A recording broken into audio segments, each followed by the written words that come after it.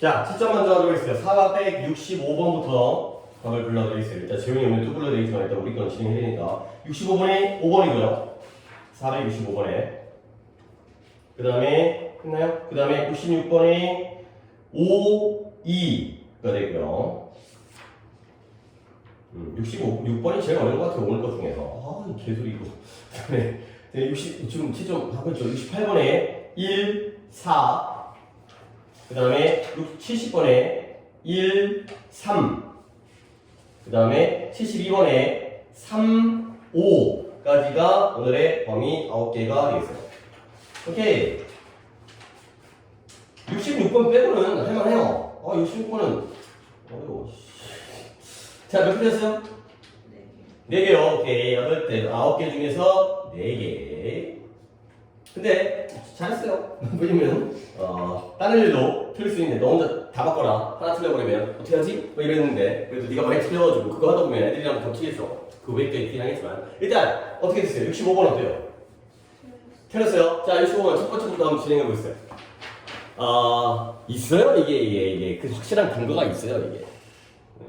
그러니까 그걸 찾아야 되는 건데 일단 좀 약간 수업을 좀 다르게 한번 해볼까? 그러니까 이렇게 수업하는 사람들이 있어요. 그러니까 봐봐요. 이거부터 읽는다고. 아니 근데 좋은 방법은 아닌데 아니 뭐 그들이 그들도 먹고 사는 사람이잖아. 그렇게 수업해가지고 먹고 산다는 거 한번 그들의 한번 방향도 한번 볼 필요성이 있어요. 당연히 처음부터 읽어야 되는데 지속적으로 느린 비행이에요. 근데 새들에 대해서 이제 새에 대한 내용이거든. 근데 그것이 뭐냐면 어떤 새냐면 which has a high average flight speed이에요. 높은 평균 비행 속도를 가지고 있는 새들이에요. 뭐 내가 그게 잘 모르지만 뭐 제비 참새보다는 제비가 빠르지 않나? 비둘기보다는 제비같이 높은 평균적인 비행 속도를 가지고 있는 새들에 대해서 지속적으로 느린 비행이 있다는 거지. 이런 새들이 지속적으로 sustain, 연장되어야지, 지속되어야지. 근데 이러한 느린 비행은 뭐냐면 is costly, 대가가 비싸다는 거야. 돈이 많이 들어요. 근데 또는 aerodynamically, 공기역학적으로 불가능하다는 거야. 돈도 많이 들거나 아니면 불가능하죠. 자, 그러므로 being able to reduce speed, 속도를 늦추는 거예요. 근데 뭐 하기 위해서? 속도를 늦추는 목적이죠. 근데 그 속도를 늦출 수 있다는 것이 is unlikely to occur, 발생할 가능성이 적다는 거죠. 그러니까 당연히 이 문장은 좀 내용이 이해됐잖아요. 속도가 원래 평균적인 속도가 높은 새들의 경우에 지속적으로 느리게 비행하는 것은 대가를 치러야 되고요. 그 다음에 공기 역학적인 게 중요한 게 아니라 불가능하다는 거야.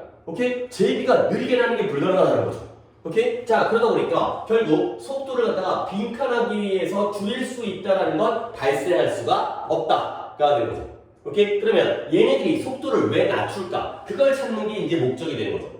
오케이? 약간 다르게 풀려고 했다 보니까 앞부터도 보는 게 좋을 것 같긴 한데 그러면 인하도어즈가 나왔잖아요. 다시 말하면 그죠? 나 계속해서 좋은 방법은 아니라 생각하지 한번 따라가 볼게. 걔네들이 이렇게 풀거든. 다시 말하면니까 똑같다라는 거야. 앞의 내용과. 그래서 환경이 이러한 정보, 이용 가능한 정보를 제한할 때 근데 그 환경이 이용 가능한 정보를 제한하는 게 뭔 말이면 비가 왔고요, 안개가 꼈고요, 그 다음에 낮은 그러한 빛의 수준, 어두워요. 그렇죠? 그러면 이러한 환경 때문에 정보를 갖다가 어떻게 hand주겠죠? 비 오면 배는 게 없어요. 어두우면 배는 게 없어요. 그럴 때 새들이 뭐 할 수가 없어요? 쉽게 속도를 갖다가 느리게 비행할 수가 없다는 거죠. 그러면 여기에 똑같이 이너도트 잠깐만 좋은 방법인 것 같은데 씨. 근데 물론 이런 독해이기 때문에 그런 거야. 이너도트가 나오고 이너도트가 나왔잖아요. 뭐 하기 위해서? 낮은 가시성을 compensate for, 보상하기 위해서. 그러니까 낮은 가시성이 뭐예요? 비가 오고 안개가 끼고 빛이 어둡기 때문에 정보를 얻지 못하는 거지. 그러니까 이런 낮은 가시성, 눈이 잘 안 보여. 이런 것들을 보완하기 위해서 속도를 줄일 수가 없다는 거죠. 그러니까 being able to reduce, 속도를 줄이는 것이 가능성이 적다는 게 똑같죠. 속도를 못 줄인다는 거야. 근데 그 목적이 뭐예요? 이거죠. compensate for, 이것을 보상하기 위해서. 주변 환경 때문에 가시성이 낮아. 그 낮은 가시성을 갖다가 보상하기 위해서 속도를 늦출 수가 없다는 거야. 자, 그리고 뒷문장까지 볼게요. 뒷문장에 또 힌트가 있더라고요.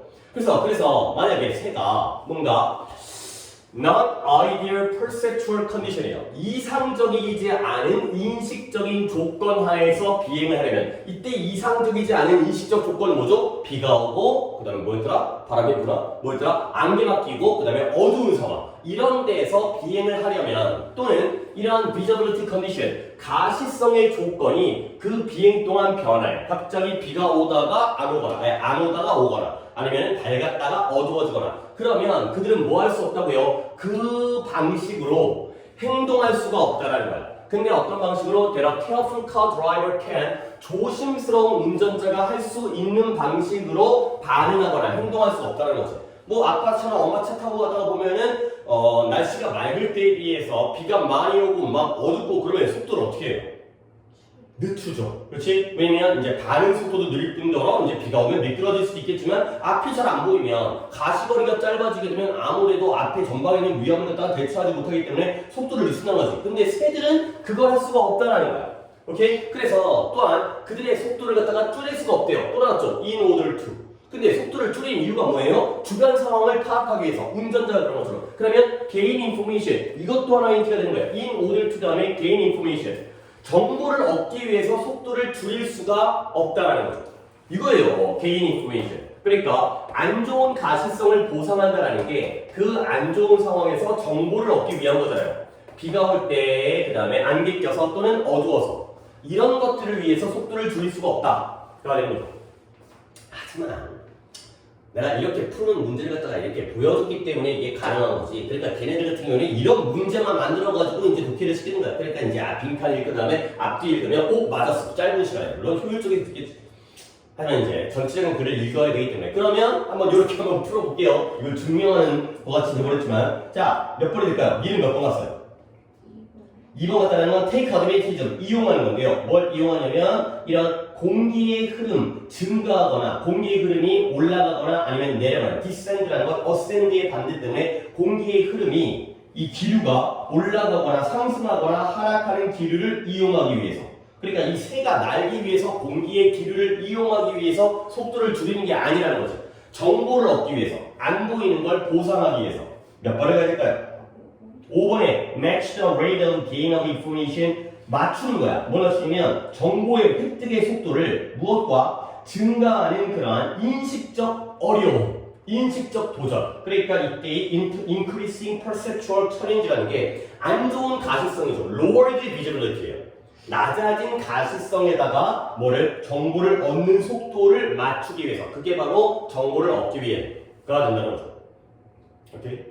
뭐 이렇게 보니까 위를 갖다가 보는 게 조금 싱거워졌기 때문에 안 볼까? 그래 안 보는 것도 괜찮을 것 같아요. 무슨 이제 이렇게 하지만 뭐 내가 그렇게 하라고 한 게 아니라 이런 방법도 있다라는 걸 알려주기 위한 거기 때문에 이제 이런 데서 글을 쭉 읽다 보면은 더욱더 뒤를 갖다가 찾는 데는 도움이 되겠죠. 그렇지? 앞에 걸 읽었는데 물론 앞에 내용이 어려워가지고 혼란을 주는 경우도 있지만 난해한 내용이 나와가지고 하지만 앞부터 읽는 게 당연히 좋은 방법이에요. 근데 이런 것도 이제 포인트를 찾는 방법으로는 이렇게 풀 수 있다. 여기다가 거꾸로 보여드렸어요? 오케이. 자, 그 다음에 어차피 뭐 오답을 일단 재윤이 오기 전에는 이제 4개 정도를 해결하면 되는 거니까 자, 4, 6, 6, 6, 7에서 오답은?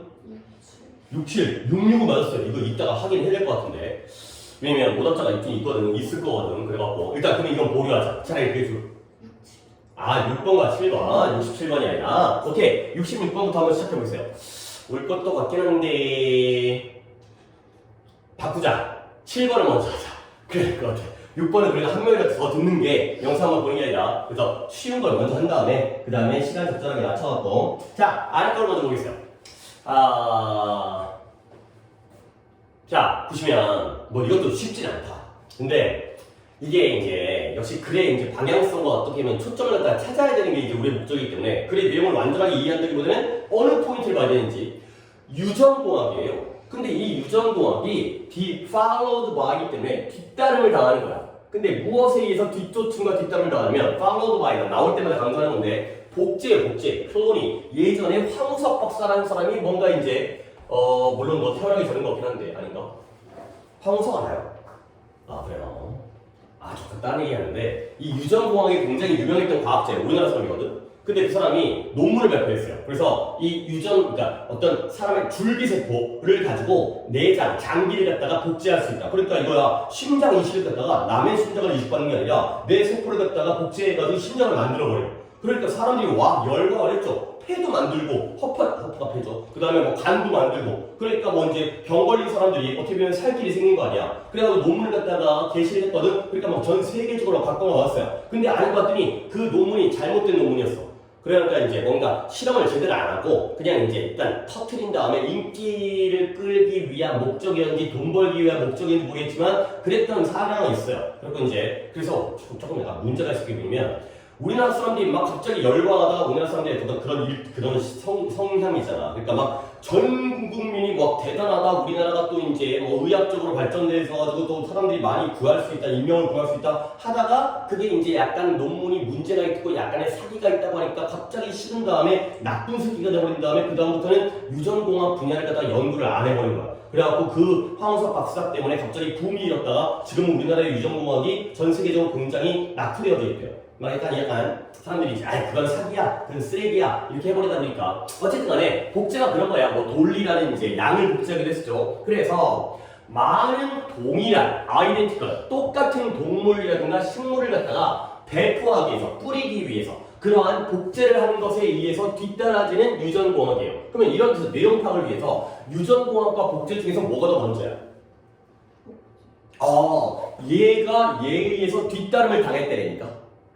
그치? 그러니까 유전공학이 먼저 나오고 그 다음에 얘가 유전공학을 따라온 거야. 그러니까 발전 단계적으로는 유전공학이 먼저고요. 그 다음에 복제 기술이 만들어진 거예요. 오케이? 어쨌든 주어는 유전공학이잖아. 유전공학은 유전공학인데 어떤 것이냐? 복제에 의해서 뒤따름을 당하는. 유전공학 다음에 복제가 따라 나오는구나. 복제가 유전공학을 따라가니까 얘가 먼저고 얘가 나중이에요. 근데 이런 것이 때때로 뭐라고 여겨지냐면 sometimes seen as a threat 이러한 자연의 다양성에 대한 위협이라고 여겨져요. 여기까지 이해될 것 같아요. 왜냐면 유전공학 다음에 복제를 하게 되잖아. 그러면 동물과 식물들이 뛰어난 유전자를 가지고 있는 동물들, 그러니까 뭐 소 같은 경우에는 뭐 이제 고기가 많고 맛있고 이런 것들로 다 똑같이 만들어버리잖아요. 그러면 결국 다양성이 파괴가 되겠지. 그렇지? 여기까지 유전공학 또는 복제는 좋은 거야, 나쁜 거야? 나쁜 거예요. 근데 바로 반전이 생기면서 하우에버가 나오죠. 이 글의 흐름을 잡는 거야. 이 인간은 다양한 자연적 서식지를 인위적인, 인공적인 모노컬처라는 게 단일 경자, 상당히 많이 나오는 개념이에요. 모노라는 게 하나라는 뜻인데요. 컬처라는 게 문화라는 뜻도 있지만 기르다, 재배하다. 문화라는 걸 우리가 키우는 거잖아. 단일 경작이라는 건 한 가지의 농작물만을 재배하고 경작하는 거야. 그래서 이 인간들이 뭐 했다? 다양한 자연적인 서식지를 대체했어요. 근데 뭘 가지고 인위적인 단일 경작으로 대체했죠. 근데 얼마 동안 밀레니엄이라는 게 밀레니엄, 그때 우리 저번에 밀리 뭐 이런 거 얘기하면서 천이에요. 수천 년 동안 단일 경작으로 재배하는 것으로 변화시켜 대체해 왔다는 거죠. 그러니까 원래 자연 상태는 굉장히 다양성이 있잖아요, 서식지가. 근데 쌀을 키우다 보니까 논만 만들다 보니까 하나의 인간에 의한 인공적이고 인위적인 단일 경작으로 수천 년 동안 만들었다는 거야. 자, 그러면 이러한 선진국이죠. In advanced nation, 발전되어진 선진국에서의 자연적인 서식지는 어떻게 되냐면 이미 대체되어진 거예요. 근데 무엇으로 대체되어지냐면 어떤 형태, 이런 인위적인 환경으로 대체되어졌죠. 선진국의 자연환경들은 다 똑같아. 그러니까 미국 같은 경우에는 옥수수만 길러, 밀만 길러 이런 것들로 대체되어져 왔다는 거지. 근데 뭘 기초로 해서 대량 생산과 반복을 기초로 해서가 되는 거죠. 많은 양을 생산하고 똑같은 것을 반복적으로 생산하기 위해서 결국 다양한 서식지가 하나의 단일 경작으로, 그러니까 인위적인 환경으로 대체되어진 거예요. 오케이? 그러니까 이제 뭐 유전공학의 문제가 아니라 이제 환경이 하나의 환경으로 바뀐 것까지가 문제가 되겠어요. 그러면 이제 여기가 이제 뭐 나야 이미 이제 수업 준비를 하고 왔기 때문에 한 번 더 설명해주기 위한 건데 여기 나오죠. 생물의 다양성에 대한 진정한 위협. 아까 위협이 나왔는데 이거 말고 진정한 위협은 뭐다? 확실하게 이러한 필요성이 바로 위협이라는 거야. 근데 뭐하는 필요성이면 convert라는 게 바꾸다, 전환하다 이 뜻이죠. 그래서 convert A into B 이것으로 바꿀 필요성이 바로 진정한 위협이 되는 거죠. 그러면 뭘 바꿨냐면 우리의 행성, 지구의 더 많은 부분을, 우리의 자연 환경을 생산 영역, 생산 지역으로 바꿀 필요성이 바로 진정한 위협이라는 거죠. 근데 어떻게 하기 위한 영역이냐면 to feed the ever increasing 점점점 증가하는 인간의 인구에게 먹이를 주기 위해서가 되는 거죠. 오케이? 그러면 여기까지 끊었을 때 뭐냐면 유전공학이라는 건 생명 자체를 바꾸는 거예요. 그렇죠? 어떤 동물이라든가 식물들 그러다 보면 복제하다 보니까 아이덴티컬 동일한 결과물이 나오겠죠? 근데 이런 것들이 위협으로 여겨졌지? 근데 그러나 알고 봤더니 이거 말고 진정한 위협은 뭐냐면 생명체가 동일해지는 게 문제가 아니라 서식지가 똑같아지는 게 오히려 진정한 위협이라는 거죠. 환경이 똑같아지는 거. 모두가 다 논만 기르다 말고 쌀만 기르다 보니까 쌀이 똑같은 품종이 되는 게 중요한 게 아니라 쌀이라는 농작물만 기르는 환경으로 전환되어졌다는 게 바로 진정한 위협이다. 가 되는 거죠. 그래서 다시 한번 좀 얘기해 볼게요. 클로닝, 아까 나왔던 복제가 또 한 번 나왔어요.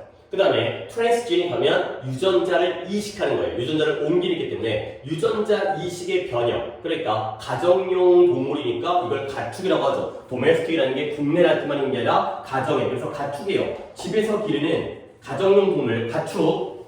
이런 것들의 유전자를 이식하는 변형은 여기 나오네요. makes little difference. 차이를 거의 만들어내지 않는다는 거야. 근데 뭐 하는데 이런 전체적인 상황의 차이를 거의 만들어내지 않는다는 거죠. 결국 복제는 중요한 게 아니라는 거예요. 오케이? 그러면 뭐가 중요하냐? 이와 반대로 이런 유전공학에 대한 새로워진 관심 이런 것들이 이끌었어요. 근데 뭘 이끌었냐? 점점점 증가하는 인식을 이끌었어요. 아, 유전자를 변형한다는 것이 큰 차이를 만들어내는 게 아니라 그와 반대로 무엇을 이끌었다? 인식인데 동격인 것 같은데 어떤 인식이냐면 There are many wild plants and animals. 많은 야생 식물과 동물들이 있다는 거야. 근데 뭘 가지고 있다? 흥미롭고 유용한 유전적인 특징을 가지고 있는 그러한 동물들이 있다라는 인식을 이끌었죠. 근데 그 유전적인 유용한 특징이 어떤 거냐면 could be used 사용되어질 수가 있어요. 근데 뭘 아주 다양한 아직까지는 알려지지 않는 목적으로 사용되어질 수 있는 그러한 유전적 특징이 있는 야생 동물들이 있다. 이걸 이끌었다는 거죠. 오히려 유전공학이 머리 흔들리네.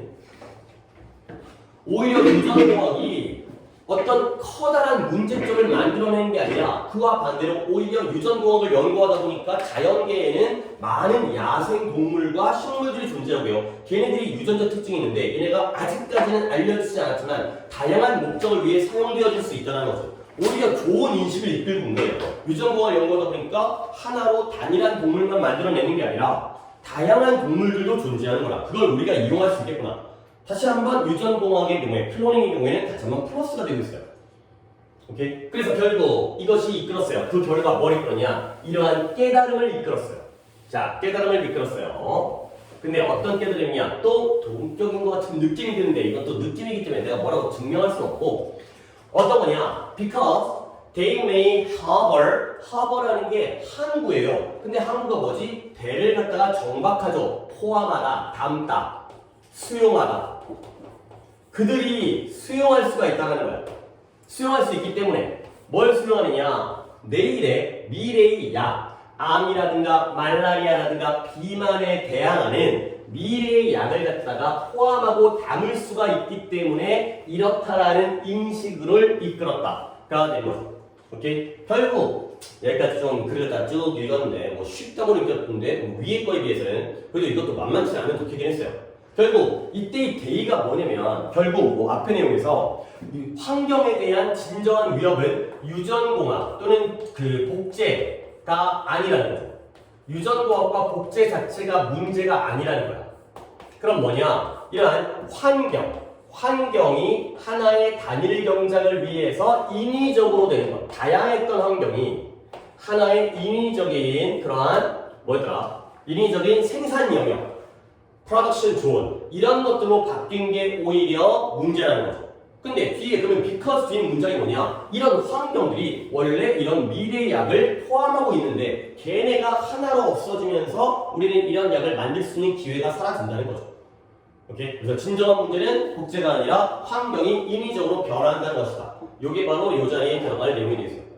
그러니까 솔직히 이제 아까 이제 위에 거 첫 번째 거는 그렇게 이제 빈칸만 보고 풀었지만 일반적인 문제는 빈칸만 봐서 풀 수가 없어요. 그래 전체의 맥락을 다 이해를 해야 되는 거야. 유전공학 때문에 문제가 될 줄 알았지? 그러나 원래 이런 다양한 서식지를 인공적인 서식지로 바꿨다라는 게 진정한 위협이라는 거야. 그래야지 사람들의 증가하는 숫자를 갖다가 먹이를 줄 수 있기 때문에, 먹여줄 수 있기 때문에. 결국 복제는 큰 차이가 없고요. 오히려 긍정적인 결과를 가져왔고요. 그러다 보니까 어떤 깨달음, 이게 문제가 아니라 이게 문제라는 깨달음을 갖다가 얻게 되었다. 가 되는 거죠. 오케이? 일단 지금 467번 하고 있었거든요. 오케이? 자, 그러면 일단 니는 몇 번 갔어요? 467번에 재훈이 답만 한번 확인해볼까? 이따 부를 거야. 답은? 2번 갔어요? 오케이? 약간 신고하긴 했네요. 맞았네요. 자, 그래서 뭐냐면 우리는 뭐 해야 돼요? 내추럴 이코시스템을 파괴해서는 안 된다는 인식. 하나하나의 동물들의 개체를 바꾸는 게 중요한 게 아니라 전체적인 생태계를 보존해야 된다라는 그러한 깨달음으로 이끌었다는 거죠. 왜 그러냐면 그 생태계가 이런 다양한 미래의 약들을 포함하고 있기 때문에, 담고 있기 때문에가 되는 거죠. 오케이? 그러면 지훈이의 오답은 몇 번? 자, 3번에 우리가 뭐 할 필요가 있어요? 유전적으로 이 GMO라고 이 Genetically Modified Organism이 유전자 조작 생명체죠. 그러니까 뭐 이제 토마토라든가 뭐 이런 것들. 근데 이거는 이쪽 내용이죠. 그렇죠? 요거를 하면 안 된다는 게 아니라 요거를 해야 된다는 거기 때문에. 그렇죠? 그러니까 그 맥락을 갖다가 이해해야 되는 글이 되겠어요. 그러면 지금 이제 지훈이 왔으니까 뭐 너는 아홉 신 이제 그때 내가 알려줬는데 착각을 했나봐요. 자, 65번부터 답을 볼 테니까 65번 했어요. 65번에 5번. 어휴, 다행이에요. 그 다음에 66번에 5, 2. 그래, 잘 쳤어. 그 다음에 빼놨어, 그거. 68번에 1, 4. 그 다음에 넘어가서 이제 4개만 보면 되죠. 1, 3, 3, 5. 1, 3, 3, 5. 자, 오답 개수는 어떻게 될까요? 응? 아, 그래요. 잘했어요. 그러면 66번 틀린 거죠? 그렇지. 머리 잘랐어요? 네, 빨리 보네요. 아, 처음 잘랐어요? 지금 자른 거 같은데? 잠깐, 나도 머리 잘라야 되는데. 자, 이거 어떻게 하지? 둘 다 틀렸으니까 열심히 해드려야 되는데 하기 싫어. 뭐냐면 어려워. 이거 어려워. 아니, 이게 말을 어렵게 해. 그래도 해야지. 어쨌든 나는 어려우니까 이거 설명 못해서 쪽팔리니까 하긴 할 건데. 봐봐, 어려워요. 어려운데 그래도 솔직히 이렇게 얘기하면 내가 방금 얘기한 것처럼 되긴 하지만 이 정도는 포기해도 돼요. 근데 그래도 이게 어떻게 푸는지 혹시나 이 포인트를 딱 보게 되면 계속해서 이게 글이 굉장히 추상적이야. 그러면 추상적인 글에서는 반전이 없어요. 그러니까 플러스 마이너스 아까 뭐 이제 속도를 낮추는 것 불가능하다라든가 아니면 유전공학은 나빴다가 좋았다가 이런 것들이 아니라 추상적인 글은 처음부터 끝까지 똑같은 얘기를 해. 그러니까 어떻게 보면 그 같은 얘기 중에 어느 한 부분만이라도 눈으로 보게 되면 그러면 답을 맞출 가능성이 높아지는 거야. 그러니까 아예 포기는 하지 말자는 거야. 어렵긴 어려운데 뭐 제껴도 되는 정도의 문제긴 하지만 포기할 필요는 없으니까 한번 읽어는 봐야 돼. 읽어보다 보면 그게 보이면 되는 거 아니야. 자, 처음부터 이게 셰익스피어가 이름 안에는 이 로미오의 어떤 대사였는데 이름 안에는 무엇이 있지? 그러면 우리가 장미라고 부르는 것 있죠. that which라는 게 이게 하나의 표현이에요. 우리가 이제 수특에서도 나온 적이 있었는데 that which 이 장미라고 우리가 부르는 것은 by any other name 다른 어떤 이름으로도 would smell as sweet 달콤하게 냄새가 날 텐데가 되는 거죠. 그러니까 저번에도 그때 그 얘기 하지 않았나? 뭐 김춘수의 꽃 해가지고 네가 나의 이름을 불러주기 전까지는 나는 한낱 하나의 몸짓이었다 뭐 그런 거 있죠. 그렇지. 그러니까 물론 그 소설과는 그 시와는 관계가 없긴 하지만 이게 뭔 말이에요? 이름 안에는 무엇이 있냐는 거죠. 우리가 장미라고 부르는 것이 다른 어떤 이름에 의해서도 달콤한 냄새가 날 거라는 거야. 장미는 장미라고 부르나 로즈라고 부르나 모양과 색깔과 냄새는 어때? 같아요. 안 바뀐다는 거야. 그렇지? 이름에 따라서 본질이 달라지는 게 아니라는 거지. 처음부터 철학적인. 자, 그런데 이러한 셰익스피어의 초점, 이러한 셰익스피어의 생각을 point out, 지적하고 가리키고 있다는 거야. 뭘 가리키냐면 장미와 그리고 말하자면 예를 들자면 그림 사이의 차이점을 갖다가 지적하고 있다는 거죠. 오케이? 그러니까 결국 뭐냐? 뭔 말인지 몰랐지만 결국 우리는 장미와 그 장미를 그림으로 그린 것과는 다르다. 대조관계인 거야. 오케이? 그러면 자연적인 대상, 예를 들어 장미와 같은 자연적인 대상은 뭐가 아니겠어요? 그림이 아니에요. 어이쿠 갑자기 쉬워지는데? 물론 이 자리에 페인팅즈가 답으로 나오진 않겠지. 그러니까 우리는 장미라는 실제 존재하는 대상과 그 장미를 표현하는 이름이라든가 그림 이 두 가지의 차이점을 보는 거야. 그러니까 내가 여기다 페인팅즈라고 썼지만 그 다음에 글을 읽어가면서 페인팅과 관련되어진 것 장미와 반대되어지는 것들을 찾으면 되는 거지. 여기에 나 붙었으니까. 알겠어요? 이런 것들을 갖다가 찾아내면 되는 거야. 굉장히 어려운 글이지만. 그러면 자 이때부터 장미에 대한 이야기가 시작됩니다. 장미는 의미와 메시지를 전달하는 그러한 운반수단으로 여겨지지 않는다는 거야. 한번 해보자. 자, 그러니까 한번 도전을 해보자 이지. A가 있고 B가 있어요. A는 장미예요. 장미라는 자연적인 그 본질, 물체가 되는 거고요. 그 다음에 B는 그림이에요. 그 장미를 표현한 거죠. 이 두 가지의 대조관계예요. 자, 그러면 우리가 이제 대략적으로 보는 거야. 의미와 메시지를 전달해 주는 건 A야, B야. 다시 한번 장미라는 건 의미와 메시지의 전달 수단으로 여겨지지 않는다는 거니까. 다시 한번 의미와 메시지는 B가 되는 거죠. 그쵸? 이렇게 가는 거야. 그 의미와 메시지.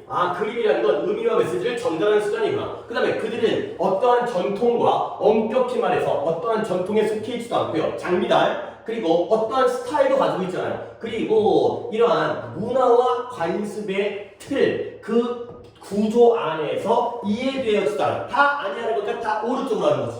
그래서요. 그러니까 다시 한번 전통. 그쵸? 전통. 그 다음에 스타일. 좀 귀찮게 한다. 너무 많다. 그 다음에 문화와 관습. 이게 다 그림 쪽으로 가는 거죠. 왜? 장미가 그렇지 않기 때문에. 오히려 그들은 감지되어지고 맛봐주는 거야. 상대적으로 직접적으로. 장미라는 건 뭔가 이러한 전통과 관습을 통해서 우리가 이해하는 게 아니라 장미는 직접 우리가 냄새를 맡잖아요. 감지되어지죠. 그 다음에 우리가 실제로 그 맛을 갖다가 맛볼 수 있죠. 감지 아니다가 세이버를 집어넣을게요. 세이버가 맛이라는 뜻인데 미각적으로 느낀다는 거야. 장미를 먹지는 않겠지만 근데 뭐 없이 어떤 지적인 중재, 지식적인 중재 없이 지식이 개입되어지는 건 여기 이쪽이에요. 자, 그래서 결국 what we are called, 우리가 부르는 것, 그것들이 불려지는 것, 이름이죠, 이름. 그것들이 무엇이라고 불려지는지가 either 개별적으로든 집단적으로든 하나의 장미꽃을 뭐라고 부르든 장미라는 종 전체를 갖다가 뭐라고 부르든지 간에 그것은 has little bearing on, bearing이라는 게 뭔가를 품고 있는 거잖아요. 근데 물론 관용 표현이긴 해요. 관용 표현이기 때문에 알려지긴 하겠지만 has little bearing on 하게 되면 뭐뭐와 관계가 거의 없다의 의미가 돼요. 관계가 없다. 옆에다가 살짝 적어는 알겠다. have bearing on이라는 것도 관계가 있다의 뜻이에요. 품고 있다. 관계가 있다. 뭐뭐와 관계가 있다. 이게 이제 안 하고 넘어가려고 했는데 상당히 꽤 쓰이긴 쓰여요. 가끔. 그래서 have bearing on이라는 게 뭐뭐와 관계가 있다의 표현이기 때문에 알아서 리틀이니까 관계가 없다는 거야. 그러니까 뭐냐면 그 장미가 뭐라고 불려지는지는 개별적이든 집단적이든 그 장미를 우리가 직접적으로 경험하는 것과는 관계가 없다는 거죠. 불려지는 건 표현되어지는 거고요. 경험은 이쪽이죠. 우리는 장미를 직접적으로 감지하고 경험하는 거지 이런 의미와 메시지를 통해서 이렇게 하는 게 아니라는 거야. 자, 그래서 결국에 오늘 이렇게 각도가 이렇게 마음에 안 들어. 미안해요. 민주도 아프더라도 좀 늦게 또는 안 올 것 같긴 한데 이게 낫겠다. 괜히 왔다 갔다 하는 거 아니 좀 뭐라도 주민하면 되니까. 자, 그래서 얘기는 계속 어려워요. 그냥 우리가 이렇게 마음 먹었기 때문에 큰 기대 안 하고 이렇게만 풀려고 했기 때문에 지금 이제 이해가 되는 것뿐이지 처음부터 글을 이해하려고 했으면 졸라 어려운 거야. 그래서 What a work of art is title. 그 예술 작품이 반면에죠. on 계열이니까 대조가 나오니까 지금까지 장미를 얘기했다가 이쪽으로 넘어가는 거야. 반면에 그와 반대로 예술 작품이 무엇이라고 타이틀, 제목이 붙여졌는지 예술 작품이 뭐라고 제목이 붙여졌는지는 상당한 효과가 있어요. 그것의 미적인 그러한 면, 그 미적인 면에 상당한 영향력을 미치죠. 근데 어따가 on과 on의 병렬이니까 미리 구조파악을 해두시고요. 그 작품이 표현하는 미적인 면에다가 영향을 미치고요. 그 다음에 우리가 그 작품 안에서 올바르게 인식하는 그 특징들에다가 영향을 미친다는 거예요. 결국 장미 자체는 이름이 뭐라고 돼 있든 상관이 없지만 그러한 예술 작품의 경우에는 어떻게 이름 붙여져 있는지, 예술 작품이니까 예술 작품은 그림이잖아. 이 그림이 어떻게 이름 붙여져 있는지는 이러한 데다가 영향을 미친다는 거죠. 그래서 도표가 끝나나? 아니면 그래서 그림인데 장미의 그림이죠. 그림이에요. 이 그림은 그것이 가지고 있는 이름 말고 그 외의 이름에 의해서는 다르게 냄새가 날 수가 있고요. 미적으로 얘기했을 때. 그러니까 진짜 그림에서 냄새가 나는 게 아니라 미적으로 얘기했을 때, 미학적으로 얘기했을 때 다르게 냄새가 날 수가 있다는 거죠. 결국 장미의 이름은 바뀌어도 변화가 없어요. 하지만 그림의 이름이 바뀌면 미적으로 뭔가 다른 냄새가 난다는 거지. 영향을 미친다는 거야. 이름의 변화에 의해서. 오케이? 얘는 이름과 이름에 의해서 영향을 안 받지만 이름의 변화는 좀 상위 개념으로 볼게요. 이름이 바뀌었을 때 얘는 아무런 관계가 없어요. 하지만 얘는 관계가 있다는 거죠. 냄새가 달라져. 그래서 실제 사례가 나오는데 그림은 그림인데 여름의 장미라고 이름 붙여진 그림이에요. 그리고 이와 in discernible, discern이라는 단어는 알아두세요. 많이 나오면서 나왔는데요. discern이라는 단어가 CERN이라는 단어가 식별하다의 뜻이에요. 식별하다, identify, 구별하다, 식별하다. 그런데 in discernible 하면 이거 알면 쉬운 단어죠. 식별할 수 없는, 구별할 수 없는. 그러니까 여름의 장미라는 그림이 있었고, 그리고 이건 그림이 제목이 이거야. 여름의 장미. 그 다음에 이와 구별하거나 식별할 수 없는 그림인데요. 얘는 이름이 뭐예요? 버밀리언 워먼후드 이런 제목의 그림이에요. 얘네들은 그림은 똑같은데 제목이 다르거든. 얘네들은 물리적으로 또한 의미적으로 또는 미적으로 서로 다른 구별되어지는 뚜렷한 예술의 대상, 예술의 작품이다. 가 되면서 이름이 바뀌니까 영향을 미친다. 가 되는 거죠. 오케이? 여기까지가 우리가 이걸 갖다가 이해할 수 있는 최선이죠. 정말 이 정도 하면 잘한 거지. 두 가지 대조관계를 본 다음에 얘는 직접적인 경험을 하기 때문에 이름이 달라져도 의미가 없어요. 상관이 없어요. 하지만 얘네들은 어떤 의미와 메시지와 전통과 쓸데없는 얘기가 나오지만 느낌은 알잖아. 어떤 문화적인 요소. 그래서 이름이 달라지면 영향을 받는다. 가 되는데 근데 이래서 끝나는 문제가 아니야. 왜냐면 보기가 결국 뭐다? 장미는 빈칸이 아니라기 때문에 이쪽에 해당되는 걸 찾아야 되는 거야. 근데 이 31번 유형으로서 단답형이 나왔기 때문에 자 그러면 얘네들 이 그림과 관련되어 있는 1번 변화된다, 2번에 분류된다, 3번에 보존된다, 4번에 통제된다, 5번에 해석된다. 어려워요.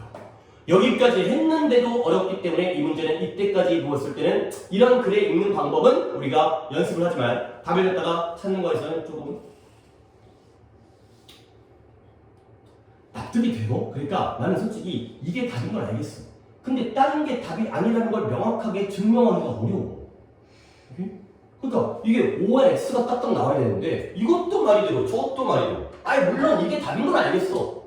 이 번호가 답인 걸 알겠는데 근데 다른 게 왜 아닌지까지를 명확하게 근거가 없어요. 너무 그리 추상적이다 보니까. 그러니까 뭔가 그림은 의미와 메시지의 전달 수단이고요. 전통과 스타일과 문화와 관습에 영향을 받고요. 뭔가 지적인 요소와 대입되어 있고요. 그러다 보니까 이름이 바뀌어지게 되면 영향을 받는다까지는 정말 잘 이해해줘. 볼까요? 그림은 변화된다. 그러니까 장미가 안 바뀌는 거지. 그 다음에 그림은 분류되어진다. 장미는 분류가 안 되는 거지. 그림은 보존되어진다. 그러면 장미는 보존이 안 되나? 이건 아닌 것 같아. 3번 아닌 것 같아. 4번에 그림은 통제되어진다. 그러면 장미는 통제가 안 되는 거지. 말이 될 것 같은데. 그 다음에 그림은 해석되어진다. 그러면 장미는 해석되어지는 게 아니라는 거지. 뭐가 제일 좋을 것 같아? 3번 빼고는 다 말이 되는 것 같지 않아요? 너 2번 같다고? 뭐다 그럼? 아까 그러니까 2번에 제외겠네.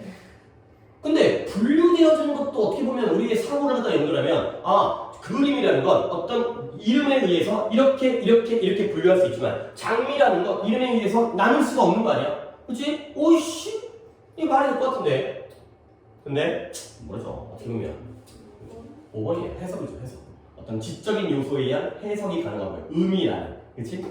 5번인 거 알 것 같아. 5번 같아. 그치? 5번이야. 5번인 것 같은데 근데 딴 거로 간다고 해가지고 너 틀렸다고 얘기할 수가 없는 문장이야. 그러니까 약간 이제 나같이 좀 어떤 문제에 대한 감각, 아, 이 새끼들이 이렇게 했네. 어떤 스타일과 문화적인 요소에 의해서 우리가 해석되어지는 약간 인위적인 해석, 직접적인 경험이 아니라 경험의 반대인 해석, 이렇게 나는 문제를 풀긴 하지만 학생들에게 이걸 요구한다는 게 좀 약간 과도하지 않나, 약간 이렇게 생각되어지는. 하지만 우리는 글은 이렇게 읽는다, 그죠? 글은 이렇게 읽는 게 올바른 방법이다 까지는 우리가 증명할 수 있는 글이 되겠습니다. 너무 수상적이고, 그래서 같은 얘기를 하지만 그 중에서 아무거나 찾아낸 다음에 운 좋으면 맞는 거야. 운 좋으면, 그치? 진짜 약간 이거는 어떻게 보면 확실히 만들기보다는 운에 의해서 결정되는 거기 때문에 해석이 보이면 해석, 경험이 아니라 해석이다 이렇게 가면은 맞출 수 있지만 그게 아니라고 하더라도 뭐라고 할 수 없는 그런 경우가 되겠습니다. 오케이, 오늘 것 중에 제일 어렵기 때문에 이 정도 진행하면 되고요. 그 다음에 나머지 이제 재율이는 오답이 없는 상태에서 우리가 그러면 남는 게 얼마 없네. 하나 남았네. 좋네. 어떻게 보면 앞에 걸 좀 땡기다 보니까 습관이 그래도 되나? 오케이. 자, 그래서 내가 뭔가 하려고 했던 게 준비했던 게 있긴 있었어요. 시간이 남는 경우에 일단 번호 한번 알려주세요. 몇 번이에요? 71번에. 오케이. 71번을 먼저 보고 그 다음에 내가 좋은 질문 정도는 해도 좋을 것 같긴 한데 70번도 괜찮다. 70번, 71번 할까? 그래 70번은 소재적으로 괜찮아가지고 해도 괜찮을 것 같아요. 그래서 70과 71번을 보도록 하겠습니다. 내 거 어디는 71번을 먼저 볼게요. 오답을 먼저 보는 게 좀 이제 의미가 있고 그 다음에 마지막으로 이제 싱겁지만 앞에 걸 본다는 거야. 자, 가볼게요. 때때로 뭐처럼 보여요? 11번에 contemporary art 하면 현대 예술이죠. 동시대니까 현대 예술이 그 자신의 일을 하고 있지 않는 것처럼 보인다는 거야. 근데 뭐 하지 않는다면 그것이 provoke라는 단어도 이거 여러 가지가 있는데 invoke도 있고 convoke도 있고 invoke는 좀 알려줘야겠다. provoke는 도발하다, 끌어내다. 도발이 뭐예요? 야, 한번 붙어볼래? 이거죠. 그러니까 가만히 있는데 맞아 또! 이게 바로 프로보크야. 뭔가 감정을 갖다가 불러일으키고 이보크라는 것도 비슷해요. 근데 얘는 환기시키다, 어떤 생각을 떠올리다, 이것도 바깥으로 끌어내는 거거든. 근데 약간 프로보크는 감정적으로 끌어내는 거고 이보크는 어떤 의식적으로, 이성적으로 끌어내는 거예요. 어떤 생각을 떠올리게 하는 거예요. 하지만 뭐 개념이 어려운 개념이기 때문에 이걸 구별한다기보다는 뭔가를 둘 다 끌어낸다 했을 때도 독해하는 아무런 상관이 없어요. 근데 인보크는 안으로 집어넣는 거거든. 그래서 적용하다 또는 요즘엔 또 기출에서 이 뜻으로도 많이 쓰이는데 들먹이다. 들먹이라는 뭐 뭐예요? 우리가 이 얘기를 하다가 남을 갖다가 들먹이는 거야. 뭔가 이제 마약 얘기를 하다가 무슨 연예인을 들먹이는 거죠. 그게 적용이에요. 끌어 들어오는 거죠. 끌고 들어오는 거죠. 그래서 적용하다가 들먹이다. 이 뜻이 요즘 기출에 쓰이기 때문에 알아두시면 되겠어요. 다른 보크도 있긴 하지만 이 세 개 정도는 필수적으로 알아두세요. 그래서 다시 한번 오늘날의 현대 예술은 자신의 일을 하고 있지 않는 것처럼 보인다는 거야. 뭐 하지 않다면 그 현대 예술이 다음에 이 질문을 불러일으키고 또 끌어내지 않는다는 거야. 그러면 어떤 질문인데 어떤 질문이요? 근데 is it art? 이건 예술인가? 이런 질문을 안 하게 되면 할 일을 안 하고 있다는 거죠. 그래서 I'm not sure. 나는 확신이 없어요. 뭐에 대해서 이 질문이 물어볼 만한 가치가 있는지에 대해서는 확신이 없다는 거야. 이게 예술인가에 대한 질문이 물어볼 가치가 있는지가 내가 불확실하다는 거죠. 그래서 뭐처럼 보여요? 나에겐 it seems to me that 이 내용이 나에게 보인다는 거야. 뭐냐면 the line 또한 between A and B는 또 내가 개인적으로 좋아하는 거잖아. 예술과 예술이 아닌 것 사이의 선이 뭐예요? 구별이죠. 차이, 구별. 그래서 between A and B가 중요한 거야. 이 예술과 예술이 아니면 당연히 대조관계인데 그 사이의 구별은 결코 날카로운 구별이 될 수 없다는 것처럼 보인다는 거지. 결국 뭐냐? 이것이 예술일까라는 질문이 없다면 현대 예술이 자신의 일을 잘하고 있지 않는 것처럼 보이잖아요. 근데 내가 생각하기엔 이게 질문이 물어볼 만한 가치가 있어? 뭐냐면 예술과 예술 사이의 구별의 선이 날카롭지 않다는 건, 구별이 쉽지 않은 건 어렵다는 거야. 어렵다는 거야. 나에게는 그게 보인다는 거지. 이게 예술일까? 라는 질문이 말이 될까? 가 되는 거죠. 오케이? 이게 사람인가? 말이 안 된다는 거죠. 사람과 사람이 아닌 게 구별이 안 돼요, 요즘에는. 다 인간 같지가 않아가지고. 그래서 결국 설상가상으로 다양한 예술의 형태가 왜 그러냐면 다양한 예술의 형태가 뭐예요? 시와 드라마와 조각과 그림과 소설과 춤과 기타 등들이 서로 너무나 다르기 때문에 너무 다양하기 때문에 그래서 I'm not sure 또 한 번 I'm not sure가 나왔죠. 나는 불확실해요. 왜 우리가 기대해야 되는지 뭘 기대해요? To be able to come up with it. 이 아이디어를 이 뭔가 생각을 떠올릴 수 있을 거라고 왜 기대해야 되는지가 나는 불확실하다는 거죠. 다시 한번 뭐가 불확실하다고 했어요? 내가 이 질문이 물어볼 가치가 있는지가 불확실하고요. 왜 우리가 이러한 대답을 떠올릴 수 있어야 된다고 기대하는지가 불확실하다. 왜? 예술은 너무 다양하기 때문에. 오케이? 결국 뭘 떠올리는 거예요? Is it art죠. 이게 예술인가? 이 질문이잖아요. 이게 예술인가? 라는 질문에 대한 대답을 떠올릴 거라고 떠올릴 수 있을 거라고 기대할 수 있는지가 불확실하다. 결국 이 글의 방향성이 뭐예요? 원래 이 질문이 있어야지 현대 예술은 지휘를 하는 것처럼 보이거든요. 그러나 이게 예술인가라는 질문이 나한테는 의미가 있어 보이지 않는다는 거야. 예술은 너무 다양하기 때문에. 그러니까 내가 잠깐 오늘 국물 갖다가 아무것도 안 시키고 지금 하고 있는데 여기는 그치. 그래서 지금 시켜야겠다. 아, 국물만 시키면서 수업 정리를 해도 되겠네요. 예술을 뭐예요? 패러다임적인 사례. 비트겐슈타인이라는 아저씨 철학자인데 이 아저씨도 굉장히 거의 미친 아저씨예요. 이 아저씨 어려운 아저씨인데 근데 이 비트겐슈타인의 어떤 패러다임적인 예시인 것처럼 보이죠. 근데 이 패러다임적인 예시가 뭐냐? 가족의 유사성이라는 개념이에요. 가족의 유사성이라는 개념. 근데 이게 뭔 말인지 모르겠고요. 비트겐슈타인의 철학을 이래다가 그래요. 지훈이가 한번 해볼까요? 이게 그거였죠. 해서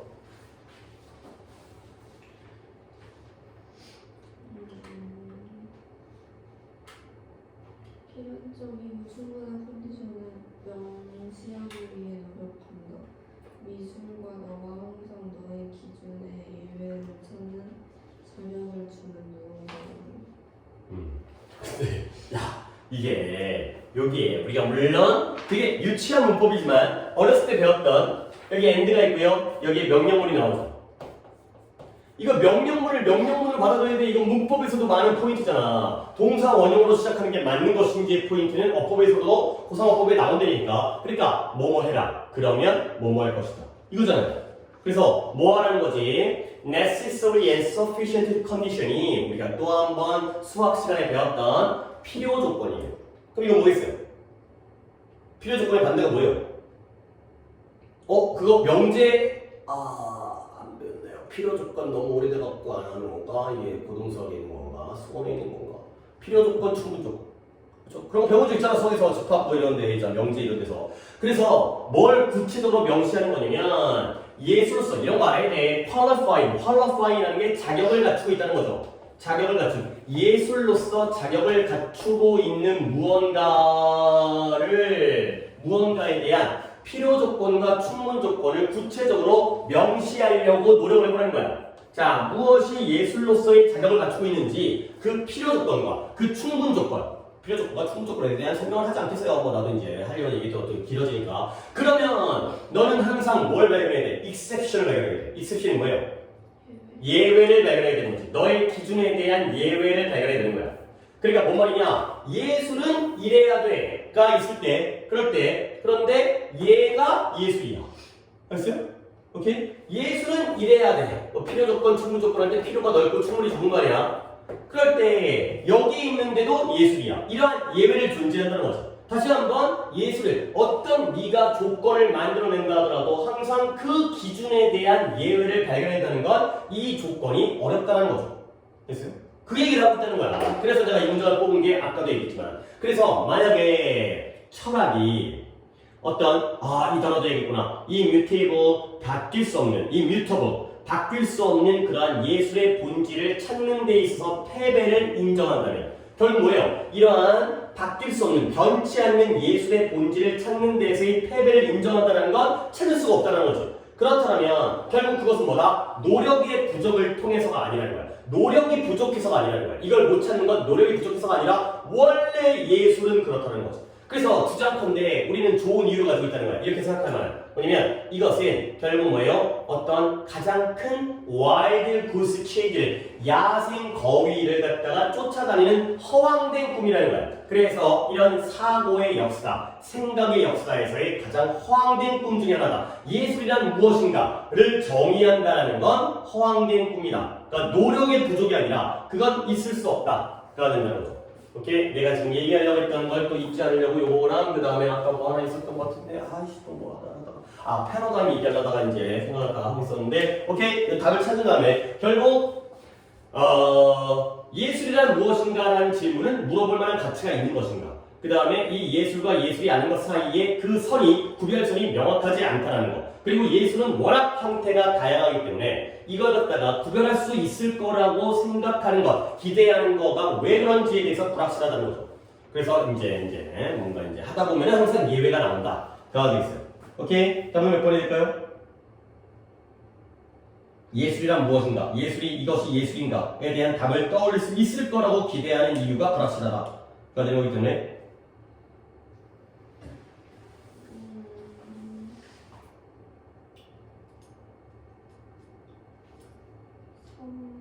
3번에 뭐 때문에 single definition 단 하나의 정의가 되는 거죠. 예술을 한마디로 정의할 수 있느냐의 문제가 되는 거죠.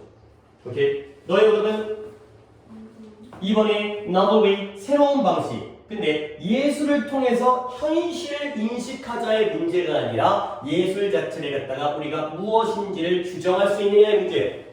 오케이? 그렇죠. 그래서 이것만 좀 해볼게요. 일단 immutable이라는 단어가 좋은데요. 이게 니네가 알고 있는 단어 중에서 제일 알만한 건 mutation 이거인 것 같은데 mutation 단어는 많이 나왔거든요. 그 다음에 mutated 이렇게 한번 정리를 해주세요. 왜냐면 이 단어들이 좀 약간 어떤 느낌이냐면 내 느낌이라 하지만 서로 달라 보여. 근데 알고 보면은 같은 단어예요.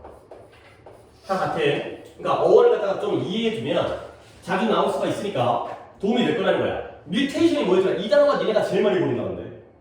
뮤테이션. 물론 본 적 있어. 근데 기억 어딘가에 있을 거예요. 돌연변이. 뮤테이션. 처음 봐요? 약간 느낌이 처음 본 느낌인데? 많이 나왔는데. 돌연변이. 뮤테이션. 돌연변이가 뭔지 알죠? 돌연변이라는 영화가 있었는데. 말도 안 되는 영화가 있었는데. 그걸 왜 봤어? 이광수 나오는 거야. 나 보고 미친 줄 알았어. 뭐 개쓰리 같은 영화 박보영 나와. 근데 내 첫째 딸이 어렸을 때 이광수 팬이었거든. 그래가지고 그 영화를 보러 갔어. 아니 보러 간 게 아니라 영화를 같이 다운받아가지고 봤나. 근데 뭔 말인지 모르겠어. 물고기 탈수 나와가지고. 뮤테이트가 동사예요. 얘가 변하다의 뜻이에요. 어떻게 그걸 봤지? 너도 넌 박보영 팬이야? 변하다. 그 다음에 얘는 형용사예요. 변화는 뮤턴트. 그 다음에 얘는 형용사래요. 변할 수 있는. 그러니까 막 품사 갖고 막 외우려고 하지만 뭐예요? 어쩌고 나오면 그거구나. 이런 거야. 그냥 이렇게 알아도 돼. 이게 되게 세부적으로 뉘앙스 이런 다른 단어가 아니기 때문에 이 뮤터 그러면 IM 붙여가지고 변할 수 없는 이 되는 거죠. 그러니까 이런 단어 뮤테이션은 좀 알아둬라. 이거 가장 기초적이고 많이 나오는 거니까. 그 다음에 내가 이거 좀 말로 할게요. 이거 패러다임 기억나요? 패러다임이라는 단어는 알지? 그렇지? 어떤 느낌이에요? 근본적 사고체. 그래서 어떤 물리학의 패러다임, 수학의 패러다임. 그렇죠? 이런 패러다임이 바뀌었다. 뭐야? 완전히 바뀐 거지. 그렇지? 이 패러다임에 대한 느낌 정도는 알아두셔야 돼요. 그래야지 독해를 할 때 그러니까 여기서는 그래도 모르겠어. 비트겐슈타인의 가족적 유사성이라는 패러다임적인 사례가 뭔 말인지는 나도 모르겠어요. 어쨌든 그게 뭔 말일까? 예술은 지들끼리 비슷하다. 또는 어떤 이런 계열은 비슷하기 때문에 그걸 구별하기 어렵다. 약간 이런 얘기를 갖다가 하고 싶은 것 같긴 한데 잘 모르겠어요. 오케이. 자, 그 다음에 구문 위주로 한번 가볼까? 그것도 괜찮을 것 같아서 우리가 해석하다가 넘겼던 것 갖다가 거꾸로 돌아가서 465에서도 있었네. 이거는 아까 했죠 우리. 그 다음에 이것도 시킬 수 있는데 그냥 내가 들었구나. 그 다음에 466도 우리가 독해를 했고 467도 독해를 했기 때문에 건너뛴 다음에 468을 그냥 하는 게 낫겠다. 이거는 468에 하려고 했던 게 아니라 468번에 두 번째 문장 such a view 이건데요. 내가 첫 문장을 한 다음에 시키겠어요. 그래서 인간은 동시에 이 지문도 좋네. 인간은 동시에 비슷하면서도 다르기 때문에 그들은 어떻게 평등하게 취급을 받아야 되는 거야. 근데 뭐 때문에? 그 둘 다 때문에. 이때 둘 다라는 게 뭘 가리켜요? similar와 different. 그러니까 비슷하니까 평등하게 취급받아야 되고요. 다르기 때문에 평등하게 취급받아야 돼. 이게 오늘날의 사회 문제이기도 하기 때문에 좀 생각을 해두면 예를 들어서 A가 80점 맞았고 B도 80점 맞았는데 한 명은 합격시키고 한 명은 불합격시키면 안 되지. 이건 불평등한 거죠. 그치? 이건 비슷하기 때문에. 근데 예를 들어서 A는 뭐 약간 예시가 조금 그렇긴 한데 A가 정상인이고요. B는 비정상인이에요. 근데 뒤를 갖다가 똑같이 취급하면 안 되지. 그렇잖아요. 그치? 약간 뭐 예를 갖다 좀 우대해준 같은가. 다른 건 다르게 대해줘야지. 같은 건 같게 대해주는 게 평등이다. 근데 다른 걸 똑같이 취급하는 건 안 되는 거죠. 너 그럼 군대 가야 돼. 알겠어요? 다른 건 다르게 취급하는 게 평등이라는 거지. 알겠어요? 너 설마 그런 생각을 안 하지? 너 진짜 남자 새끼들 중에서 제일 하찮은 새끼들이죠. 여자 군대 가라고 얘기하는 새끼. 그럼 네가 애를 낳아야지. 그치? 말이 안 되는 거지. 다른 건 다르게 취급하는 게 평등이죠. 오케이? 같기 때문에도 평등하게 취급해야 되고요. 다르기 때문에 이 평등이라는 건 실질적 평등. 형식적 평등이 아니라 실질적 평등이 필요하다. 그리고 나서 네가 이제 지훈이가 뭐 했을 거예요? 저요? 예. 방금 네가 했구나. 지훈이가 했구나. 지훈이가 했어요. 그 평등의 기반을 인간의 획일성, 단일성. 진짜 하지만 인간의 획일성, 유니폼, 교복, 단일성에다가 기반을 두는 것이 아니라 어떻게 만드는 거예요?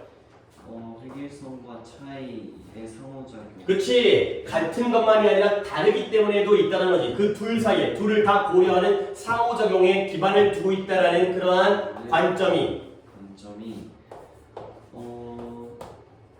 평등의 개념의 차이를 만들고. 그렇죠. 평등 개념에 대한 차이를 만들어내고요. 평등의 개념은 그때그때 다를 수 있겠구나.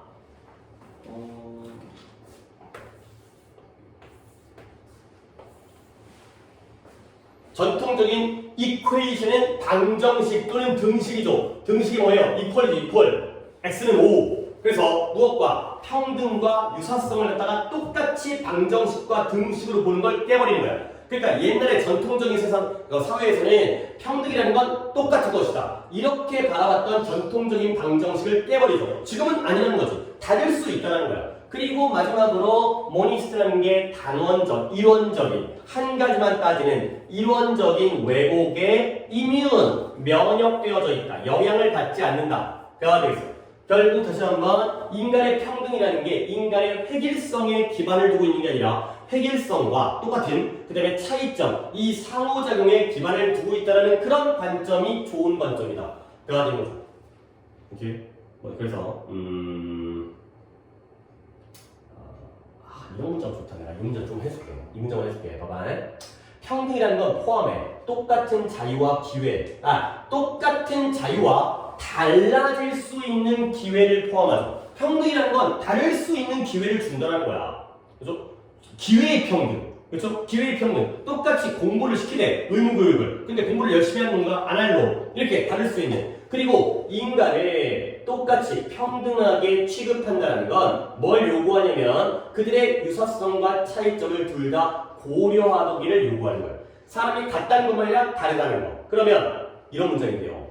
When the latter are not relevant, 후자가 타당하지 않을 때, 후자가 적절하지 않을 때는 평등은 뭘 포함한다, 수반한다, entail, 포함, 수반, 뭘 획일적이고 동일한 취급을 포함해요. 근데 그들이 그럴 때에는 그 평등은, equality는 differential, 서로 다른 취급을 요구하죠. 오케이? 이때 후자는 뭐예요?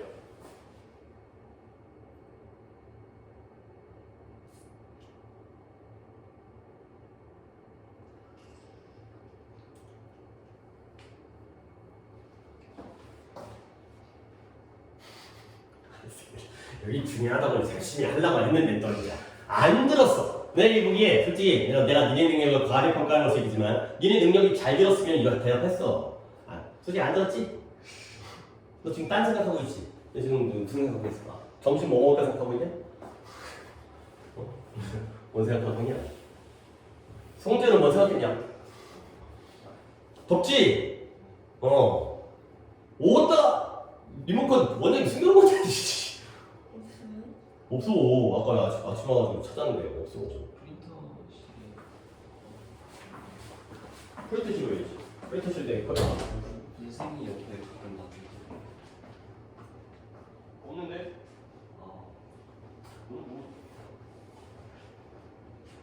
초능력자야? 그거 잘 나오나 안 보이고. 너도 돈이 많이 있어. 보통 어디지?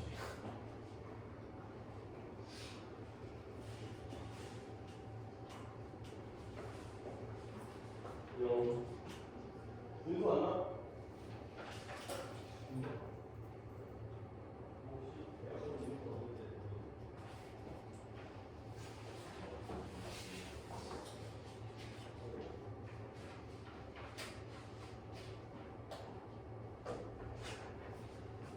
아이고 미안. 지금은 그렇더라도 이따가 더 더워지기 전에 찾아올 텐데. 아니 좀 그래 더운 거 인정하는데 나도 더워 지금. 봐봐. 평등은 똑같은 자유와 그 다음에 달라질 수 있는 기회를 포함하는 거야. 말 멋지잖아. 인간을 평등하게 취급하는 것은 뭘 고려하기를 요구하냐면 그들의 유사성과 차이점 둘 다를 고려하도록 요구하는 거야. 근데 후자가 적절하고 타당하다면 평등은 획일적이고 동일한 취급을 수반하게 돼요. 근데 그 후자가 뭐 하지 않으면 타당하지 않다라면 차이 있는 취급을 요구한다는 거죠. 후자가 뭔데? 두 개일 거 아니야.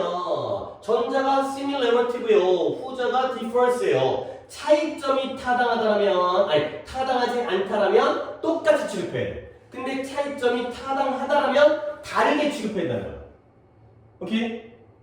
알겠어요? 그러니까 예를 들어서 얘가 공부를 열심히 해가지고 100점으로 올랐어. 그러면 100점짜리와 80점짜리의 차이점은 이런 거 어려워. 이 차이는 타당한 거야? 타당하지 않은 거야? 타당한 건가? 씨 어려운데? 타당한 거구나. 그러니까 어떻게 해? 응? 타당한 건가? 타당하니까 그래도 같이 취급하면 안 되는 거네. 그러네요. 내가 예시를 잘못 들은 거야. 이렇게. 그치? 뒤에 걸 하면 되구나. 타당하니까 다른 취급을 하는 거죠. 그러면 타당하지 않은 차이점은 뭘까? 얘는 고등학생이야. 얘는 초딩이야. 그런데 점수가 달라. 그러면 이 차이점은 타당한 거야? 안 타당한 거야? 안 타당한 거지. 당연히 나이에 의해서 조건이 정당하지 않잖아. 그러면 둘을 갖다가 어떻게 해야 되는 거야? 똑같이 취급을 둘 다 합격시켜야 돼. 그치? 초등학교 공부 열심히 했어. 수고했어. 가 되는 거죠. 말도 안 되는 예시를 들어가서 약간 꼬이긴 했는데 어쨌든 이런 거 참 어려운 말이죠. 이런 것도. 오케이? 넘어가겠어요. 더 하다 보면 더 꼬일 것 같아갖고. 그 다음에 구문이 또 470번. 470번이 내가 이거 한다 그랬지. 내가 이거 보여줄게요. 이게 내가 지난번에 여러분들의 어떤 그 생각에 내가 좀 약간 혼란을 드린 것 같아가지고 사냥 채집과 농업에 대해서 얘기했잖아요. 그렇지? 수렵 채집, 헌터 게더러와 그 다음에 농업 중에서 뭐가 더 발전된 형태? 당연히 농업이 더 발전된 형태, 역사적으로. 그렇지? 근데 장단점을 따졌을 때 어떤 에너지의 투입이라든가 얻을 수 있는 영양분이라든가 따졌을 때 수렵 채집이 더 좋다고 그랬죠. 알겠어요? 그랬더니 약간 말이 돼? 근데 독해에 정말 많이 나오는 내용이야. 알겠어요? 그럼에도 불구하고 우리가 농업을 왜 선택했느냐? 집단사회, 문화, 어떤 계급 이런 것 때문에 선택을 한 거야. 여러 가지를 포기했다니까. 그러니까 수렵채집, 사냥꾼들은 굉장히 여유 있게 살아. 우리가 진짜 그렇게 살았으면 지금 맨날 자다가 그냥 열매 따먹고 그 다음에 동물 잡아먹고 이렇게 살았을 거야. 아니면 먹을 거 없으면 옆 사람 잡아먹고 이렇게 살았을 텐데 얼마나 편해. 근데 이제 농업이 발달하면서 문화가 발달하고 이제 이러한 지식이 생기면서 이 대학 가려고 이지라고 앉아있는 거 아니야. 얼마나 빡세. 그래서 그것과 관련된 소재가 한번 보여드리려고요. 그래서 첫 번째 문장을 알고 문장은 뒤쪽에서 해석이니까 가볼게요. 보스, 어퀴지션이 뭐죠? 어콰이어의 명사형이죠. 그래서 습득, 획득. 획득과 그 다음에 그 이후에 그 추후에 거절. 근데 무엇에 대한 농업에 대한 이 두 가지가 농업을 먼저 습득했고요. 그리고 나중에 거절했대요. 이 두 가지가 점점 더 기록되어지고 있다는 거야. 근데 뭐로써? 이러한 적응적 전략으로서. 근데 누구의 어떤 지역적 조건에 대한 적응적 전략으로서. 근데 뭐 할 수 있는? 지난 과거의 만년 동안, 밀레니아 또 나오네요. 천년이니까 지난 만년에 걸쳐서 반복적으로 발생했었을지도 모르는 그러한 적응적 전략, 그러한 지역적 조건에 대한 적응적 전략으로서 기록되어진 게 아니라 인식되어지고 있다는 거죠. 자, 그래서 이게 뭔 말인지 들어보시면, 예를 들어 물라우리 태국의 북부 지역을 출신의 수렵 채집인 집단, 현대적인 수렵 채집인이에요. 그러니까 원시적인 게 아니라 얘네가 오늘날에도 사냥과 채집을 통해서 살고 있거든. 얘네들에 대한 이 부족인가 봐요. 이 부족에 대한 최근의 연구에서 이게 발견되어졌어요. 뭐가 발견되어졌냐면, 해석 아니죠. 뭐가 발견되면 사람들이 이전에 뭐였다? 원래 내가 누구예요? 오, 잘했어. 농부였다는 거죠. 오케이? 근데 먼저 볼까? 자, 그러나 얘가 뭐였어요? 이 농업을 500년 전에 뭐였어요? 버렸다라는 거야. 그러니까 얘네는 뭐냐면 순차적으로 수렵채집에서 농업으로 온 게 아니라 농사를 짓다가 수렵채집으로 다시 거꾸로 뒤바뀌었다는 거야. 오케이? 자, 그래서 이 질문을 갖다가 이제 지훈이가 영어만 하고 시작. 좀 힘들고.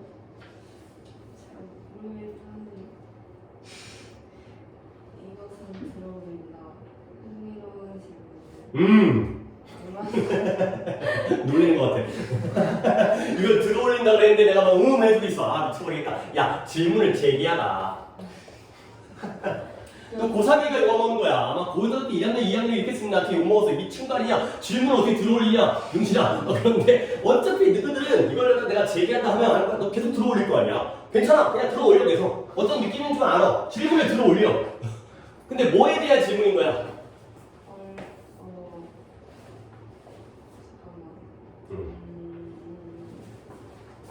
동시대 수렵체질 문화에 감소하고 있는 무리, 점점 더 얘네가 이 오늘날 동시대 현대의 수렵체질 문화가 점점 더 줄고 있거든. 이 무리가 실제로는 누구예요? 누구냐고요? 실제로 누구냐고 얘네가. 여기 나와있는 거 보는 거죠. 내가 실제로 누군지 내가 어떻게 왜 저러는 거지? 오직 부차적 재체용 수렵체질의 농구에 하방 더 유용한 생활 방식, 아화, 작물, 실패, 음식의 결핍, 혹은 기후 변화로부터의 고통입니다. 그렇죠. 얘네가 누구냐면 농민들의, 농부들의 후손이에요. 근데 얘네가 뭐 했냐면 일단 수렵 채집을 2차적으로 리어답트, 다시 채택했어요. 수렵 채집을 다시 채택한 거야. 근데 뭐로써 좀 더 유용한 삶의 방식으로서 채택을 했죠. 근데 뭐 한 다음에 이러한 곡식의 실패, 농사가 망했어. 그 다음에 식단적인 결핍, 먹다 보니까 농사짓고 먹다 보니까 맨날 영양분이 부족해. 그 다음에 기후변화, 농사 지려고 했는데 태풍이 와버렸어. 이런 것들을 겪은 다음에 더 유용한 삶의 방식으로서 수렵채집을 재채택했던 원래는 농부들의 후손들이라는 걸 갖다가에 대한 흥미로운 질문을 제기해줘.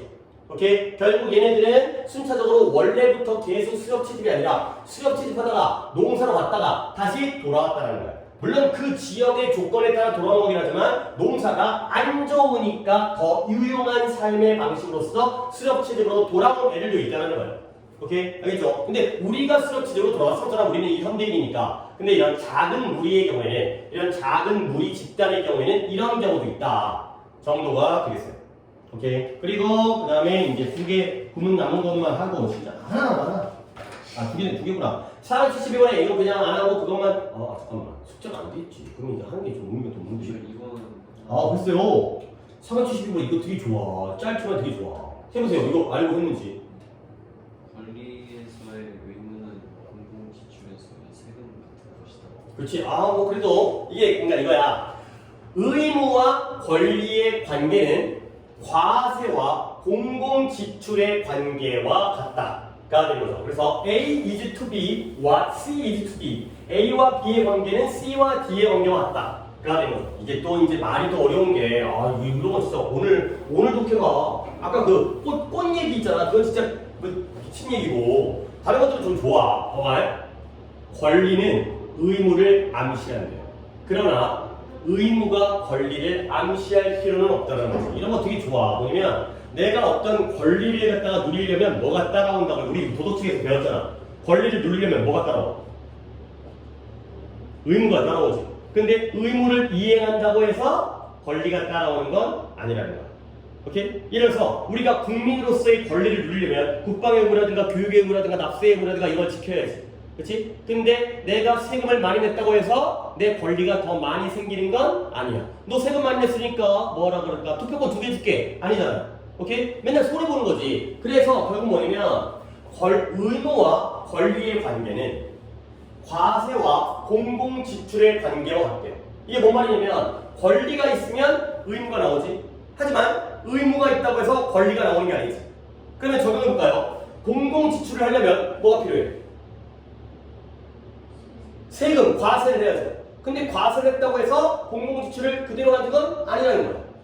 알겠어요? 그렇지? 세금은 모았어. 근데 안 쓸 수도 있잖아요. 딴 데 쓸 수도 있잖아요. 지가 먹을 수도 있잖아. 알겠어요? 쓰려면 돈을 걷어야지. 근데 걷었다고 해서 돈을 꼭 여기다 쓰라는 법은 없다는 거야. 오케이? 이게 약간 까다로운, 이 말 자체가 까다로워요. bit that is demanding. 까다로운 부분이죠. 이게 바로 까다로운 부분이라는 거죠. 오케이? 이런 하고요. 그 다음에 넘어가서 473을 갖다가 지훈이가 마무리할까요? 어디 했냐면 selling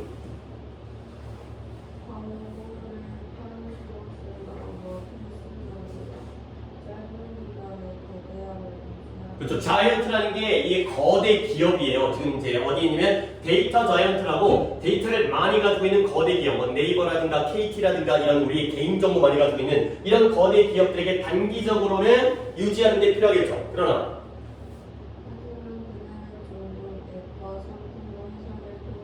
그렇지. 뭐에 따라서 평가해요? 근데 어떤 데이터예요? rather than 이게 이렇게죠. 그러니까 뭐에 따라서 그들이 수확해내는, 그들이 만들어내는 데이터에 따라서 뭐라기보다는 그들이 발생시키는 돈을 따라서라기보다는 데이터를 따라서 회사와 어플과 상품을 갖다가 평가한다는 이게 뭔 말이냐면 예를 들어서 내가 게임 어플을 만들었어요. 근데 그 게임 어플이 무료야. 그러다 보니까 수익을 창출하지 않아. 근데 재밌어. 그래서 사용자가 겁나게 어플 그 게임 사용자가 굉장히 많은 거야. 그러면 결국 뭐예요? 뭐가 더 좋은 거야? 돈이 중요한 게 아니라 데이터가 중요하다는 거야. 그렇지? 테무라든가 알리라든가 얘네들이 굉장히 저가로 막 이제 중국에서 1,500원에 막 갖다 주죠. 그러면 걔네 돈 벌어 못 벌어? 못 벌어. 손해 보는 거야. 그래서요. 그럼에도 불구하고 걔네들이 그런 사업을 이용하는 게 뭐예요? 많은 이용자를 확보한 다음에 그 데이터를 이용하기 위한 거야. 알겠어요? 그렇죠? 그러니까 오늘날의 현대 사회는 돈과 데이터 중에서 뭐가 더 중요하다는 거야? 데이터가 더 중요하다는 거야. 알겠어요? 이렇게 이제 이게 진짜 많이 나오는 소재야. 그러니까 예를 들어서 쇼핑센터가 물건을 갖다가 굉장히 이마트 이런 데가 저가로 물건을 판매하는 이유가 쿠팡이 이런 이유가 뭐냐면 일단 고객을 많이 확보해. 그리고 그 정보를 이용하는 거야. 그 정보를 팔아먹어. 그러는 거죠. 개인 사생활 보호잖아요. 우리가 다 알게 모르게 개인 정보 보호, 동의? 졸라 체크하는 거 있지. 그치? 아는 거 보잖아. 거기 다 있어, 거기에. 걔네들이 이제, 바보들이 아니잖아. 법정이나 어떤 도망갈 구멍이 있는 거지. 그래가지고 다른 회사들한테 그 이용자들의 정보를 팔아먹는 거야. 어떤 쇼핑 성향이라든가, 지역이라든가, 나이라든가, 가족 구성원이라든가. 그러면 우리에 맞춰서 알고리즘이 만들어지는 거지. 그래서 돈은 못 벌어도 데이터를 만들어내는 걸로 충분히 먹고 살 수 있다. 소재가 좋아서 한번 그 정도만 얘기를 해드리도록 하겠습니다. 그러니까 73번 다 맞았지? 답이 뭐예요? 딱 5번이 그 얘기잖아. 그래서 5번 보기 좀 봐봐. 그들은 정보의 축적, 데이터의 축적을 더 가치 있게 여기는 거지. 근데 단지 돈과 달러와 돈보다는 정보를 축적하는 걸 더 가치 있게 여긴다. 라는 거죠. 좋은 소재니까 알아두시도록 하겠어요. 오케이, 여기까지 하겠어요. 오늘 약간